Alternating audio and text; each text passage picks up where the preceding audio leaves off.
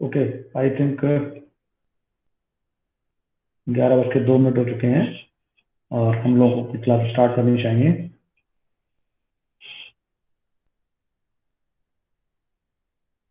कितने स्टूडेंट्स ऐसे हैं, चैट बॉक्स में बताएंगे, जो गूगल क्लासरूम को ऑपरेट करना जानते हैं? यस या नो में आंसर देंगे। गूगल क्लासरूम को कितने लोग ऑपरेट करना जानते हैं, यस या नो बताएंगे, क्योंकि हो सकता है कि आने वाले टाइम में जो भी हम लोग क्लास वर्क जो देंगे वो हम लोग गूगल क्लासरूम में करेंगे।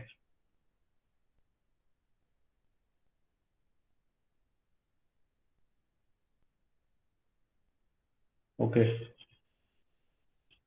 काफी कम लोग ऐसे हैं जो गूगल क्लासरूम को ऑपरेट करना जानते हैं। जो नहीं जानते हैं उनके लिए मेरा एक सजेशन है, यूट्यूब पर आप वीडियो देखें कि आप गूगल क्लासरूम को कैसे ऑपरेट करेंगे।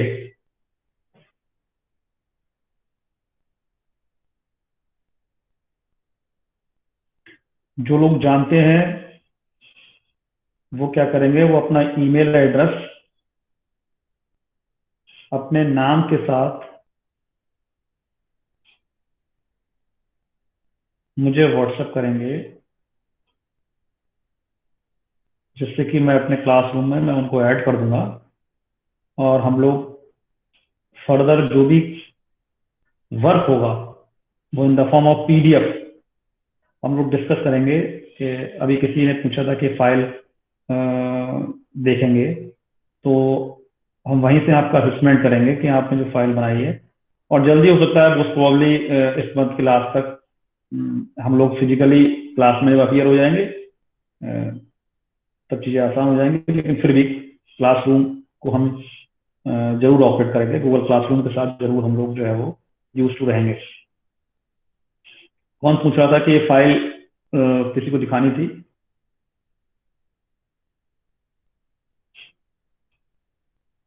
जिसने भी बनाया है वो क्या करेगा,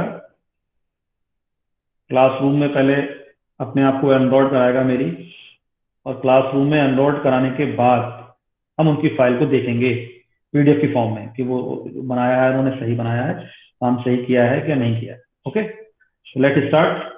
हम लोग जो है वो आज की क्लास को स्टार्ट करते हैं।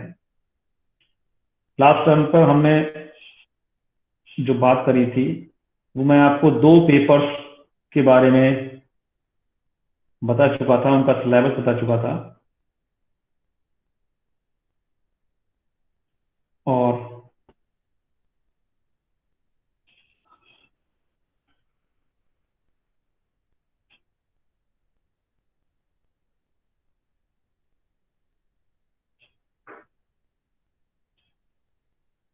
पेपर वन पेपर टू का सिलेबस में डिस्कस कर चुका था आप लोगों के साथ। पेपर थर्ड जो है, जिसका टाइटल है सेल बायोलॉजी एंड जेनेटिक्स, उसका सिलेबस मैंने आपसे डिस्कस नहीं किया था, उसके यूनिट्स को डिस्कस नहीं किया था मैंने। Paper one lower non chordate था, paper two higher non chordate था, और पेपर थर्ड जो है वो सेल बायोलॉजी एंड जेनेटिक्स है।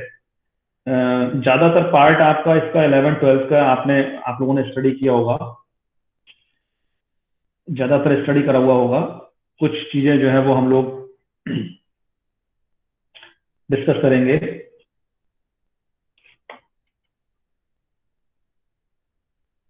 ठीक है, ये है paper third cell biology and genetics.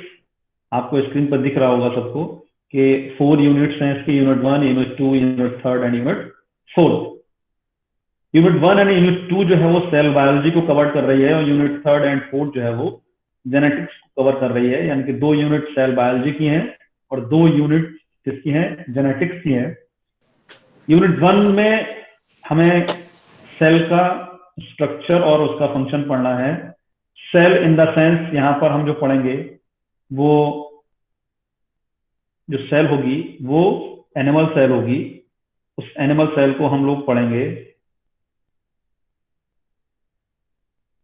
उसका स्ट्रक्चर पढ़ेंगे, उसका फंक्शन पढ़ेंगे, साथ ही साथ जो उसकी आउटर मोस्ट लेयर है एनिमल सेल की, प्लाज्मा मेम्ब्रेन। ठीक है, प्लाज्मा मेम्ब्रेन का भी हम स्ट्रक्चर पढ़ेंगे, उसके फंक्शन पढ़ेंगे, डिफरेंट टाइप्स के मॉडल्स के बारे में स्टडी करेंगे। तो ये है आपका यूनिट 1। यूनिट 2 में क्या है कि जो सेल हमने पढ़ी थी उस सेल के सेल ऑर्गेनेलीज को हमें यहाँ पर डिस्कस करना है, और स्पेशली डिस्कस करना है हमें गोल्गी बॉडी होंगी, माइटोकॉन्ड्रिया होगा, न्यूक्लियस होगा, राइबोसोम होगा और एंडोप्लाज्मिक रेटिकुलम होगा। यहाँ पर एक और ऑर्गेनेली छूट गया है, वो मैं लिखता हूं अभी।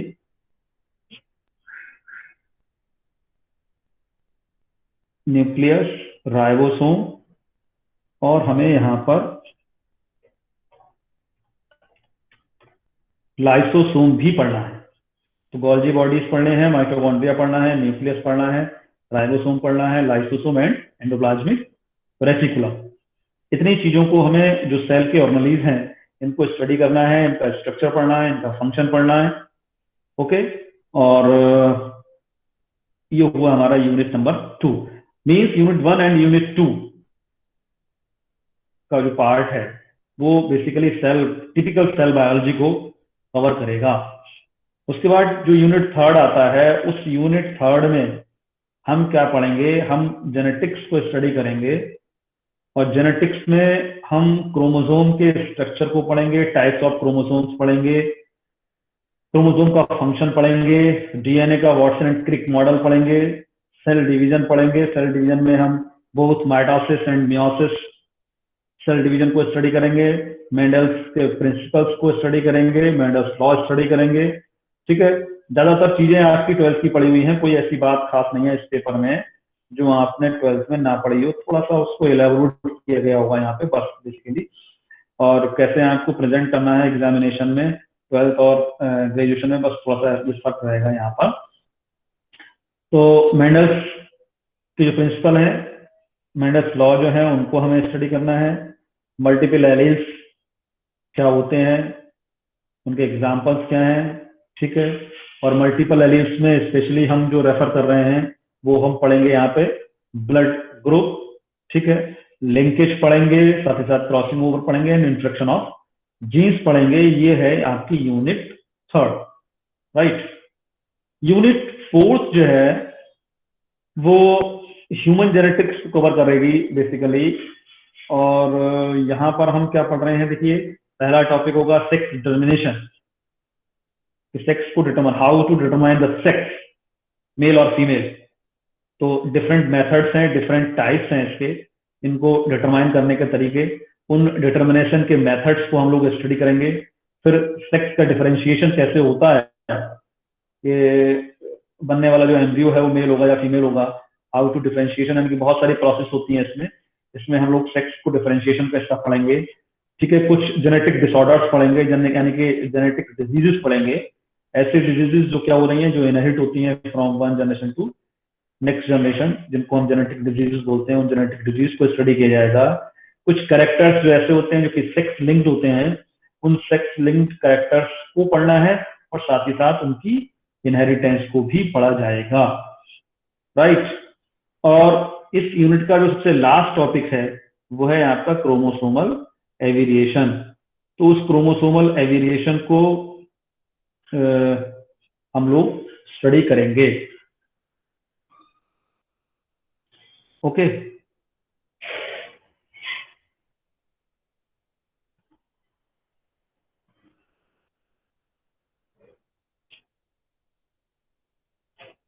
स्क्रीन विजिबल हो रही है? I think something going wrong. Screen आप लोगों को विजिबल है? चेक बॉक्स में बताइए।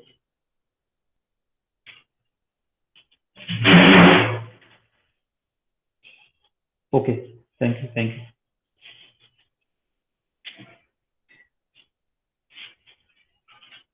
तो पेपर 3 का हमने सिलेबस यहाँ पे देखा,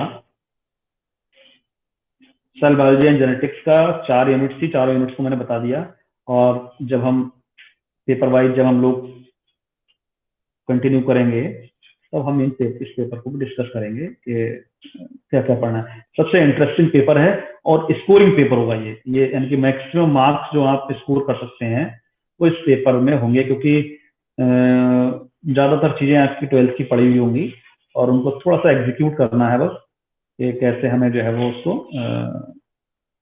समझना है और कैसे उसको डिजाइन करना है एग्जामिनेशन के बेसिस पर।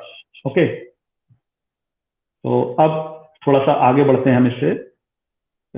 इस पेपर में अगर जैसे किसी को अगर कोई ऐसा लग रहा हो कि कोई दिक्कत है, कुछ कहीं कुछ अगर किसी टॉपिक में आपको लग रहा है कि आपको कुछ समझना है, तो अभी हम जब लास्ट में हम लोग डिस्कस करेंगे, 5 मिनट्स का डिस्कशन देंगे आप लोगों को, तब हम उस पर डिस्कस करेंगे, राइट। तो ये तो पेपर तीनों हो गए, मैंने आपको सिलेबस बता दिया है।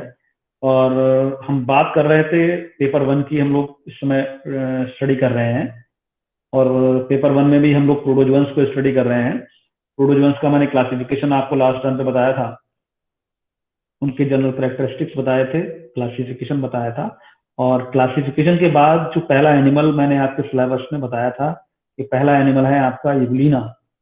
तो उस यूग्लिना के बारे में आपको मैंने बताया था कि हर एनिमल की स्टडी जो होगी, स्ट्रक्चर होगा, यानी कि उसकी मार्फोलॉजी होगी, उसकी फिजियोलॉजी होगी, और उसकी लाइफ साइकिल हमें पढ़नी है।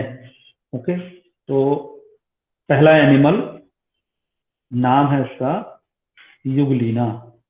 तो एक क्वेश्चन है सभी के लिए, आप चैट बॉक्स में बताएंगे कि why it is called Euglena, हम इसको यूग्लिना क्यों बोलते हैं। कोई बता पाएगा? अगर कोई बताता है, किसको पता है इसका आंसर, तो चैट बॉक्स में डाले कि जो नाम है इसका यूग्लिना, यूग्लिना नाम कैसे पड़ा इसका, हम इसे यूग्लिना क्यों बोलते हैं, why it is called Euglena. Anyone? 12th से पढ़ के आएंगे, 11th में पढ़ा होगा आपने इस एनिमल को, 12th में ही पढ़ा होगा, और जो और लोअर क्लासेस थी उनमें भी पढ़ा होगा आपने यूग्लिना के बारे में। कोई नहीं बता रहा है, डोंट वरी।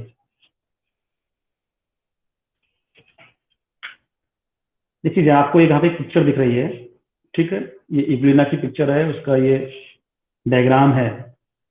और जब फर्स्ट डे मैंने आपको, किसी दिन मैंने जब आपको क्लासिफिकेशन पढ़ाया था, तो पहली क्लास पढ़ाई थी मास्टिकोफोरा, और उस मास्टिकोफोरा में बताया था मैंने आपको एक फाइटोमास्टिकोफोरा, और उस फाइटोमास्टिकोफोरा के बारे में ये बताया गया था कि लोकोमोशन होगा फ्लैजेला से, ठीक है, लेकिन कुछ कैरेक्टर्स होने चाहिए प्लांट के जैसा। तो यूग्लिना का पे अक्सर एक क्वेश्चन भी आता है, the connecting link between animal and plant, plant और एनिमल के बीच की इसको क्या बोला गया है, कड़ी भी बोला गया है। कनेक्टिंग लिंक है ये प्लांट्स को और एनिमल्स को क्या कर रहा है, कनेक्ट करता है, एक दूसरे से कनेक्ट करता है। कनेक्ट कैसे करता है, यानी कि कुछ करेक्टर इसमें क्या है, प्लांट के जैसे भी हैं।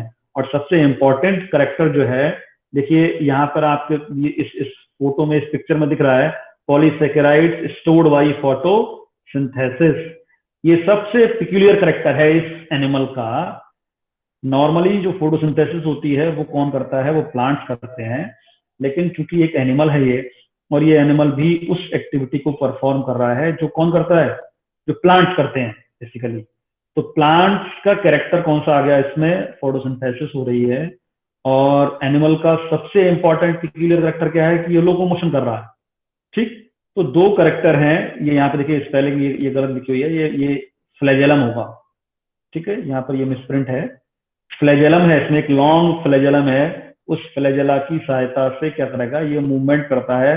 जिस दिन क्लासिफिकेशन मैंने आप लोगों को बताया था, तो ये बताया था कि those animals which are locomoted with the help of flagellum, they can studied into the phytomastigophora। वे सब के सब एनिमल्स जो लोकोमोशन कर रहे हैं किससे, with the help of flagellum, flagella की हेल्प से जो मूवमेंट करेगा, जो लोकोमोशन करेगा, वो सब फाइटोमास्टिकोफोरा में आएंगे।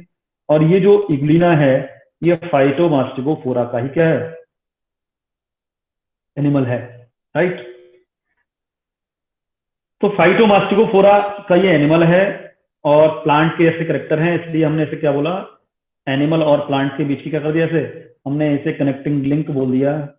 मेरे ख्याल से कुछ बच्चे ऐसे हैं इस क्लास के जिनको एक बार अगर कोई बात समझाई जाती है तब मेरे ख्याल से उनको ये बात समझ में नहीं आती है कि इंस्ट्रक्शंस क्या है। रोज इंस्ट्रक्शंस बताने होंगे आप लोगों को। क्या बताया गया था कि वीडियो ऑफ रखना है। दीपक मिश्रा की आईडी पे कौन है भाई? Who are you? Deepak Mishra के नाम से कौन है ये बच्चा?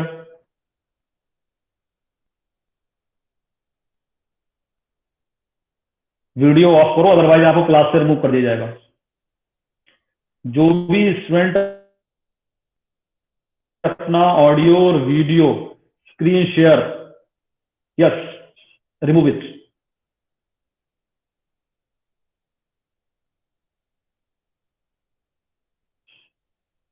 देखिए एसएस आपने बहुत सारे कॉलेजेस देखे होंगे, लेकिन हमारे कॉलेज में और खासकर जूलॉजी और बॉटनी जो डिपार्टमेंट है शुड बी डिसिप्लिन। आपको डिसिप्लिन अगर नहीं आता है तो आप क्लास में ना आए। ठीक है, 1 अक्टूबर से क्लास स्टार्ट हुई थी और आज 10 अक्टूबर हो गया है, यानी कि लगभग लगभग 10 दिन क्लास होते हुए चलते हुए हो गए आपकी। और ये रोज बताया जाता है कि आपको अपना वीडियो और ऑडियो ये ऑफ रखना है। कोई भी स्क्रीन शेयर नहीं करेगा, प्रेजेंट नाउ का क्लिक नहीं करेगा बटन। स्पेशली आपकी एक वर्कशॉप भी हुई थी, केशव सर ने आपको बताया था कि कैसे हमें गूगल मीट को ऑपरेट करना है। अगर आप ज्यादा यूज टू नहीं है, आप सिंपल ज्वाइन करेंगे।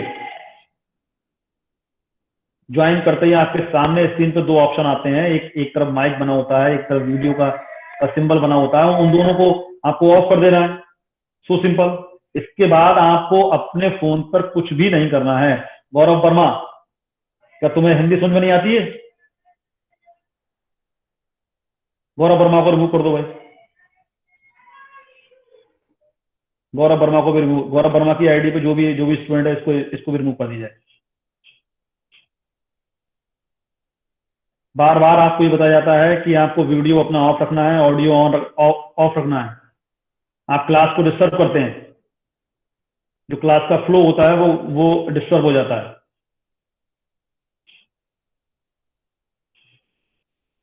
आप अपनी वजह से बाकी स्टूडेंट्स जो सिंसियर हैं, आप उनका भी नुकसान करते हैं। तो मैं बात कर रहा था कि देखिए आपको स्क्रीन पे इग्लिना दिख रहा होगा और इग्लिना में एक जगह लिखा होगा स्टिग्मा, आई स्पॉट, राइट। तो जब आप इग्लिना के बारे में पढ़ेंगे या आपने अभी तक इसको नहीं समझा है कि हम इसको euglena, why it is called the euglena, कि इग्लिना हमने इसको इसको नाम जो दिया इग्लिना वो क्यों दिया। तो डायग्राम में आप क्लियर कट आप देख पा रहे होंगे और साइड में उसकी एक पिक्चर और बनी हुई है, उसको अलग से उसका सेक्शन जूम करके दिखाया गया है आपको। जिसको हम स्टिग्मा बोल रहे हैं, जिसको हम आई स्पॉट बोल रहे हैं। तो ये जो आई स्पॉट है, ठीक है, ये जो स्टिग्मा है, जब आप इसका नॉमेनक्लेचर पढ़ेंगे, इग्लिना को जब आप ब्रेक करेंगे इसको, ठीक है। डायग्राम शो नहीं हो रहा? क्या स्क्रीन शो नहीं हो रही है भाई?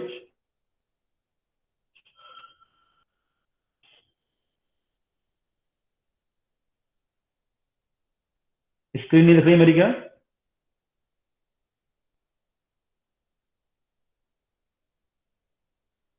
ओके, देखिए इसकी ये आपको दिख रहा है स्टिग्मा, ठीक है। इसको हम आई स्पॉट बोल रहे हैं और इस स्टिग्मा को यहाँ पर इसका सेक्शन काट के इसको जूम किया गया है और इसका इंटरनल स्ट्रक्चर आपको दिखाया गया है। हालांकि इससे आपका ज्यादा लेना देना, ज्यादा वास्ता नहीं होगा। आपको ये देखना, देखिए ये लिखा हुआ है स्टिग्मा आई स्पॉट। जब हम यूग्लिना टर्म इस्तेमाल करेंगे और यूग्लिना को जब हम उसके वर्ड्स को जब हम डिवाइड करेंगे तो दो दो वर्ड हम इस्तेमाल करेंगे, यू प्लस ग्लीना। एक यू होगा और एक ग्लीना होगा। यू और ग्लीना को जब हम कंबाइन करते हैं तो ये ग्लीना बन जाता है। तो ये जो दो अलग अलग वर्ड हमने इस्तेमाल करे, यू प्लस ग्लीना, यू का मतलब है यहाँ पे ट्रू और ग्लीना का मतलब है आई स्पॉट। स्टिग्मा मीन्स ऐसा एनिमल जिसमें ट्रू आई स्पॉट है, ओके, यानी कि स्टिग्मा है।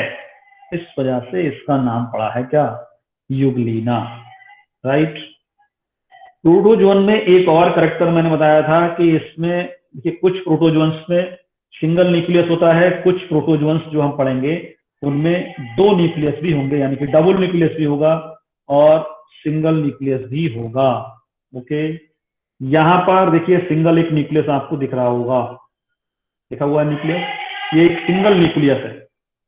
अच्छा, जो ये स्टिग्मा है ये बहुत इंपॉर्टेंट रोल प्ले करता है यूग्लिना के केस में। देखिए यहाँ पर लिखा हुआ है ये फोटो रिसेप्टर, ठीक है, पैराफ्लेजेलर बॉडी लिखा हुआ है, फोटो रिसेप्टर है।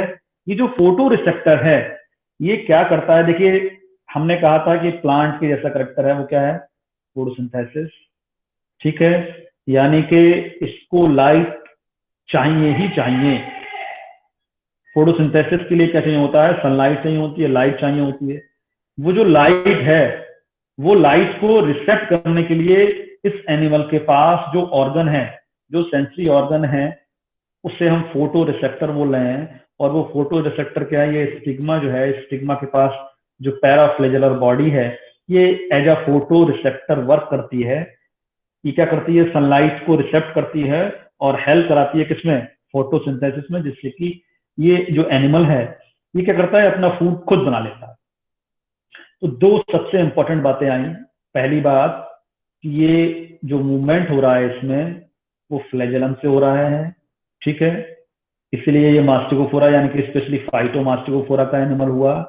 दूसरी इंपॉर्टेंट बात कि हमने इसका नाम जो यूग्लिना दिया है वो यूग्लिना क्यों दिया है, क्योंकि इसमें क्या है, ट्रू आई स्पॉट, जिसको हम स्टिग्मा बोल रहे हैं, इस वजह से इसका नाम क्या पड़ा है, यूग्लिना पड़ा है, ठीक है। नेक्स्ट हमने कहा कि न्यूक्लियस जो है वो प्रोटोजोन में दो तरीके के न्यूक्लियस हो सकते हैं, सिंगल न्यूक्लियस और डबल न्यूक्लियस। अभी हम जब आगे की स्टडी करेंगे, कुछ और एनिमल को की टाइप स्टडी करेंगे, तब हम क्या देखेंगे कि वहां पर डबल न्यूक्लियस भी है।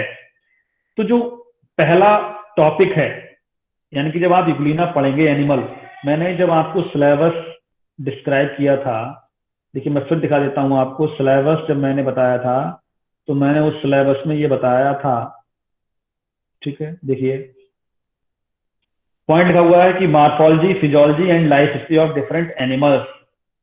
प्रोटोजोआ में पहला एनिमल कौन सा है, यूग्लिना है, फिर पैरामीशियम है और मोनोसिस्टिस है।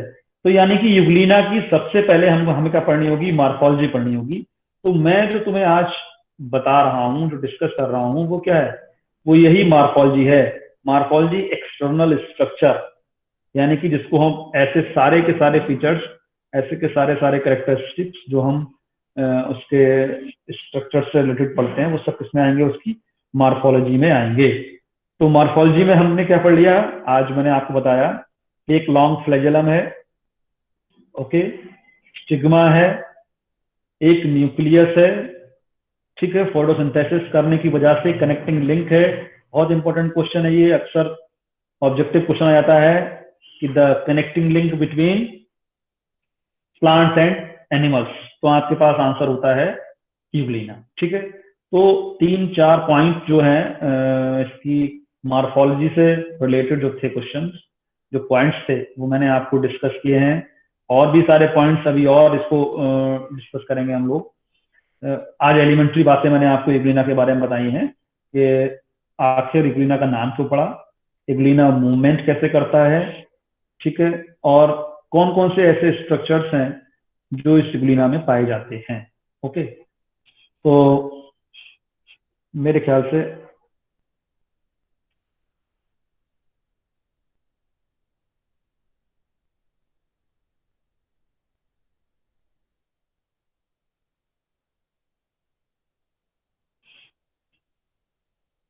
ये मैं अपनी स्क्रीन शेयर को स्टॉप कर दिया है मैंने, ठीक है। और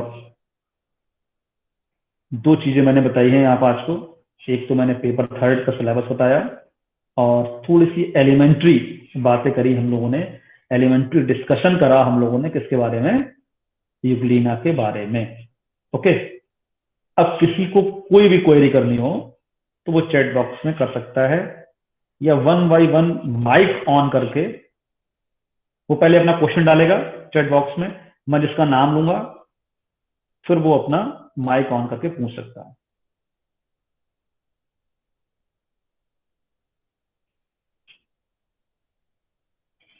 आज जो हम लोगों ने डिस्कस किया है उस डिस्कशन से रिलेटेड किसी को अगर कोई क्वेश्चन, कोई क्वेरी जो लग रहा है कि उसे आज ये चीज पूछनी चाहिए थी, आंचल राठौर, नहीं अब तो मैंने स्क्रीन ऑफ कर दी ना, अब तो मैंने स्क्रीन बंद कर दिया है।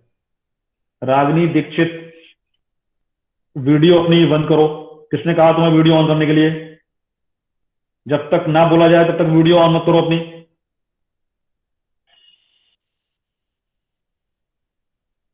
बोधिका, euglena are both heterotrophic and yes.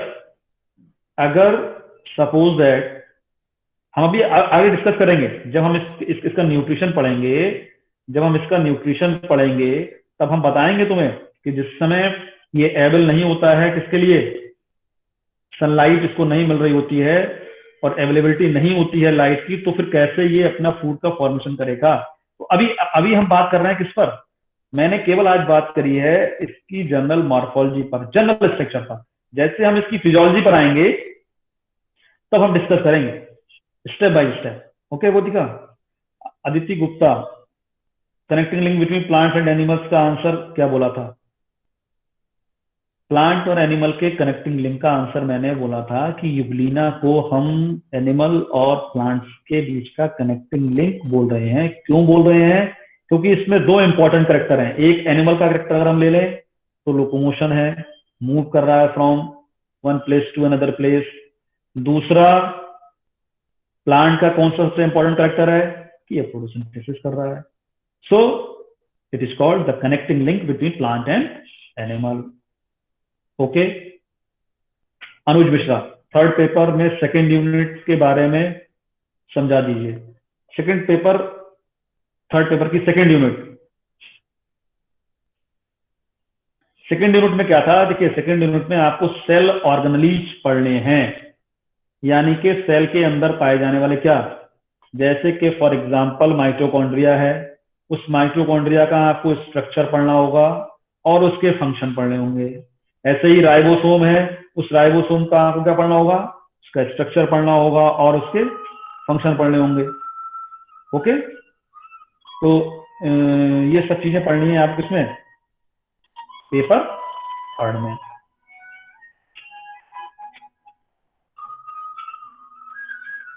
Any question? किसी और को पूछना हो, प्रैक्टिकल से रिलेटेड कुछ पूछना हो?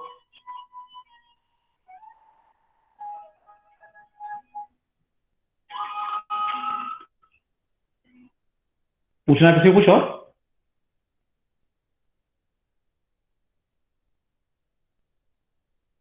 आई थिंक अब किसी को कुछ नहीं पूछना है। हिंदी में किस राइटर की बुक लें? देखिए चाहे आप हिंदी लें या आप इंग्लिश में लेंगे, राइटर आपका आर एल कोटपाल, लिख लीजिए सभी। फर्स्ट और सेकंड पेपर जो है वो आर एल कोटपाल की invertebrate zoology, invertebrate zoology by R L Kotpal. R L Kotpal की आप क्या लेंगे? इनवर्टिब्रेट जोलॉजी लेंगे। किसके लिए? फर्स्ट और सेकंड पेपर के लिए। लेकिन हिंदी में अगर आप लेंगे तो आपको एक प्रॉब्लम ये होगी, उसमें बिल्कुल प्योर हिंदी लिखी होगी, और इंग्लिश लेंगे तो उसमें प्योर इंग्लिश लिखी होगी।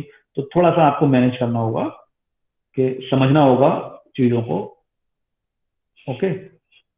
और पेपर थर्ड है, पेपर थर्ड के लिए आप पी के गुप्ता के ले सकते हैं, दलीला एंड वर्मा की ले सकते हैं। ठीक है। ये क्या बोल रहे हैं?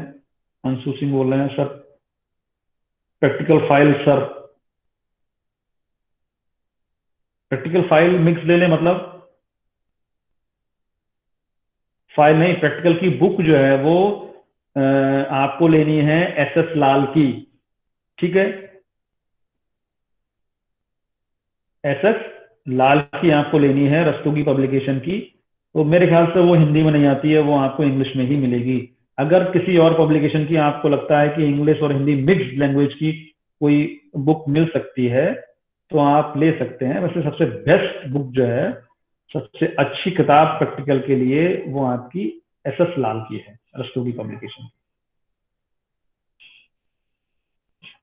रिकॉर्डिंग रिकॉर्डिंग ऑफ कर दो ऐश्वर्या बेटा। सर नेक्स्ट क्लास जब बॉटनी की होगी तब आप दोबारा से उसकी रिकॉर्डिंग ऑन कर देना।